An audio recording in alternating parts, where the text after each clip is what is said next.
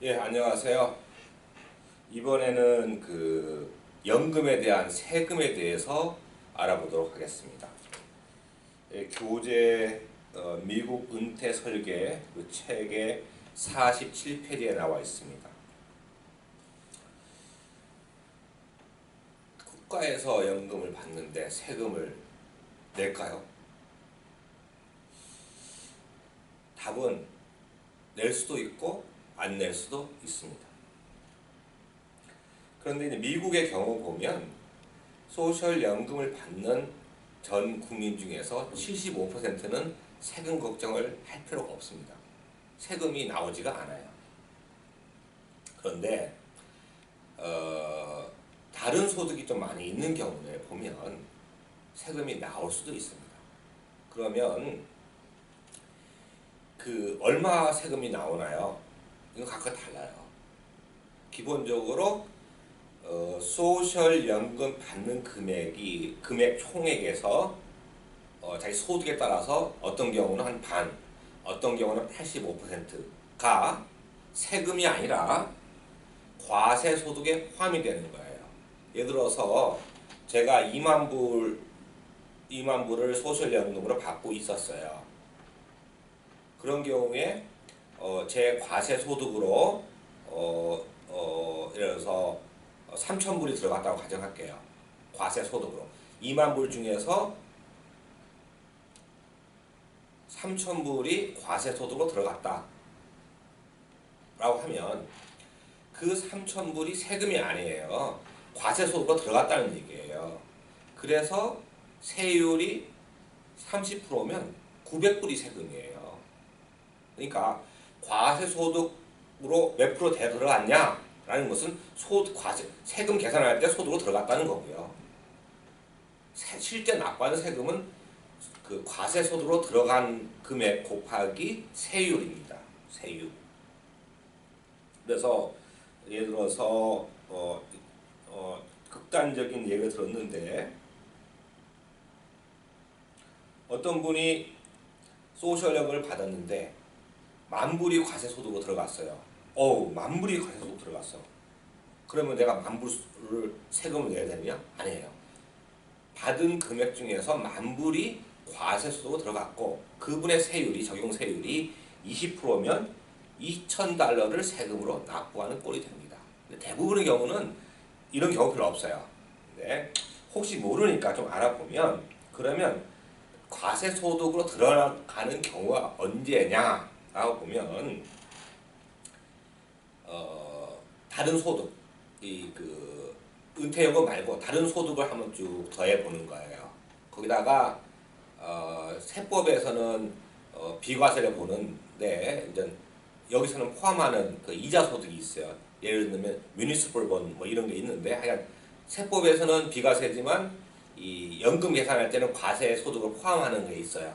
뭐 그 부분 플러스 소셜연금의 반, 소셜연금 50%를 더하면 보통 일반적인 소득 플러스 비과세 이자 소득 플러스 자기가 받은 연금액의 50% 그 금액이 얼마냐 이거죠. 그래서 예를 들어서 부부 합산인 경우는 32,000불 미만이면 그 금액이 32,000불 미만이면 과세 소득으로 하나도 안 들어갑니다. 그러니까 생각 안 하시면 돼요. 이 경우가 전 국민의 75%예요. 만약에 그 금액이 44,000불 아래다. 그러니까 32,000불보다는 많고 44,000불보다는 작다. 그러면 약 50%. 44,000불 초과하면 85% 받는 금액에. 근데 이게 설명하기 좀 곤란한데 이게 총 금액이 아니라 계단식이거든요. 계단식이라서 이게 제 책에서 예를 들었어요. 예를 들어 보시면 A라는 분이 일반적인 소득이 3만 불이 있어요. 그 다음에 비과세 이자 소득이 3,000불이 있어요. 소셜연금은 2만 불을 받았어요. 그러면 이 사람의 토탈 그 과세 소득, 그러니까 3만 불 플러스 이자 3,000불, 소셜연금의 금액이 2만 불이잖아요. 그게 반, 만불? 그러면 4만 3천 불이 되죠. 4만 3천 불. 4만 3천 불이 되면 어떻게 되느냐? 지금 말씀드리는 것은 텍스 보고할 때 부부 합산 보고할 때를 기준으로 말씀드리는 겁니다. 그래서 소득이 4만 3천 불이 됐어요. 그러면 세금이 어떻게 되느냐? 그러면 이 부분의 경우는 과세 소득에 포함되는 금액이 5,500불입니다. 5,500불. 계산한 금액이 4만 3천 불이지만 3만 2천 불까지는 생각하지 말고 3만 2천 불부터 4만 3천 불까지 그 사이의 금액이 얼마냐면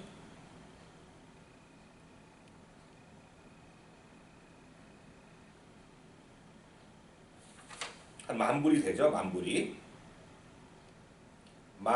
만천불. 만천불이죠. 만천불. 만천불인데 그 만천불이면 그 구간에서는 만천불의 반인 5,500불이 과세소득으로 들어가고 이분이 만약에 세율이 30%면 실제 세금을 내는 거는 5,500불 곱하기 30% 해서 1,650불 세금을 납부해야 됩니다. 생각보다 이게 세금 금액이 많지 않아요. 그래서 뭐 소셜연금을 받으면 세금을 많이 내야 된다는데 이렇게 우려하시는 분이 있는데 그런 경우는 소셜연금뿐만 아니라 다른 소득이 많은 경우는 그런 경우는 전 세금을 걱정하셔야 되지만 대부분의 경우는 걱정을 크게 안 하셔도 됩니다.